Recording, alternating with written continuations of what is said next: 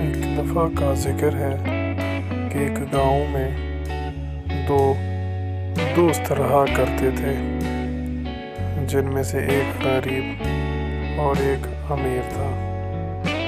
وہ اکثر آپس میں لڑتے جھگڑتے رہتے تھے اور ہر وقت پریشان رہا کرتے تھے۔ پھر انہوں نے سوچا کہ اس مسئلے کا حل ہم اپنے بابے کو بتائیں۔ وہ بابے کے پاس گئے اور مسئلے کا حل بتایا۔ تب بزرگ نے ان کو کہا، السلام علیکم میرے بچوں، کیسے ہو تم؟ میں امید کرتا ہوں کہ تم ٹھیک ہوگے۔ دیکھو بالغ، آج تم یہ بات اپنے ذہن میں بٹھا لو جو تمہیں ہمیشہ کامیاب کرے گی اور تمہارے مستقبل کو اچھا بنائے گی۔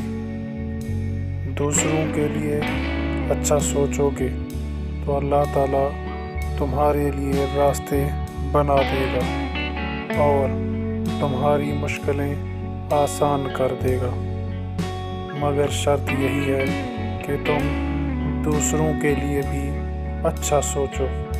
اگر تم دوسروں کے بارے میں برا سوچو گے تو تمہارا کوئی بھی کام اچھی طرح سے صحیح طرح سے نہیں ہوگا اور تم پریشان بھی رہو گے۔ اس لیے ہمیشہ دوسروں کے بارے میں اچھا سوچو تاکہ تمہارے بارے میں اللہ بہتری فرمائے اور تمہاری مشکلیں آسان فرما دے۔ والسلام، جزاک اللہ۔